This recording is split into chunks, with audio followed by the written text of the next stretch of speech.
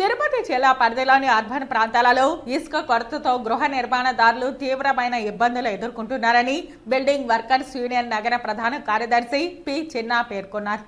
July 8 నుండి ప్రభుత్వం ప్రారంభించిన ఉచిత ఇసుక పథకం అమల్లోకి వచ్చిందని, అయితే అర్బన్ ప్రాంతాలలో ఇసుక కొరకు నాగలాపురం మండల పరిసర ప్రాంతాలు, వెంకటగిరి పరిసర ప్రాంతాలపై ఆధారపడడం వలన వినియోగదారులకు తలకమించిన భారంగా మారిందని తెలిపారు. తిరుపతి పరిసర ప్రాంతాలలోని తనపల్లి, గొల్లపల్లి, చిగురువాడ, ముళ్లపొడి, కుండ్రపాకం గ్రామాలలో అందుబాటులో ఉన్న ఇసుక మాత్రం అనధికారికంగా రాత్రి వేళల్లో ఒక ట్రాక్టర్ 4 నుండి 5,000 రూపాయలకు అమ్ముతున్నారని ఆవేదన వ్యక్తం చేశారు.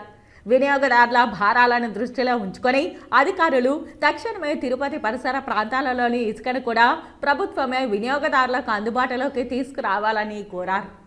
అక్కడ ఎక్కడైతే బ్లాక్ అవుతా ఉందో ఇసుక 3 రోజులు 4 రోజులకు ఒక లోడ్ అక్కడ నుంచి వస్తుందో అక్కడ దాన్ని ఆ యజమానులు దాన్ని ఆసరాగా తీసుకొని ఆ 3 రోజులు ఆ లాస్ను కూడా దాని మీద నెట్టే ప్రమాదం.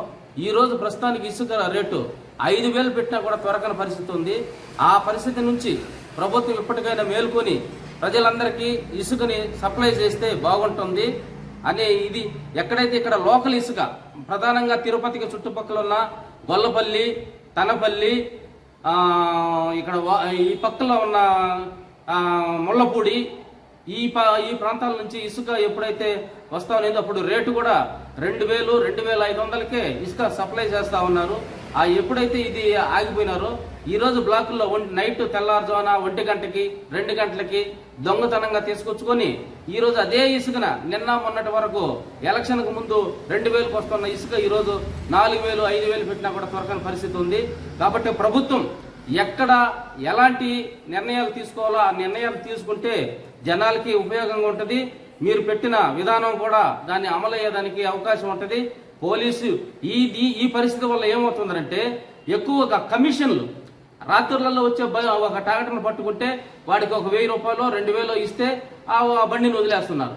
లేదంటే తీసుకుపోయి కేసు పెడతా ఉన్నారు, తీసుకుపోయి స్టేషన్లలో పెడుతున్నారు. ఆ బండి దాదాపు ట్రాక్టర్ ఒక 5-6 రోజులు ఆ నుంచి కదిలే పరిస్థితి లేకుండా. కాబట్టి ఇప్పటికైనా ప్రభుత్వం మేలుకోవాలి. ఏ విధంగా ఇసుకని సప్లై చేయాలనేది వాళ్ళు ఒకసారి నిర్ణయించుకోవాలి. ఒకసారి కలెక్టర్ గారు అందుబాటులో లేరంటారు, ఒకసారి ఆర్డీఓ గారు అందుబాటులో లేరంటారు, ఒకసారి ప్రభుత్వం ఇంతవరకు మాకేమి ఎలాంటి హామీ మాకు ఇవ్వలేదని చెప్పేసి ఒకరి మీద ఒకరు దాటేసుకునే పరిస్థితి ఉంది. ఈ పరిస్థితులన్నీ అధిగమించాలంటే ప్రభుత్వం ఇప్పటికైనా ఎక్కడ ఏ మండలాల్లో ఆ జిల్లాల్లో ఖచ్చితమైన కఠినమైన నిర్ణయాలు తీసుకొని ఇసుకని అందరికీ ఫ్రీగా కాకపోయినా కనీసం మామూలు రేటుకైనా ఇచ్చే విధానంగా చూడాలని చెప్పేసి విజ్ఞప్తి చేస్తున్నాను.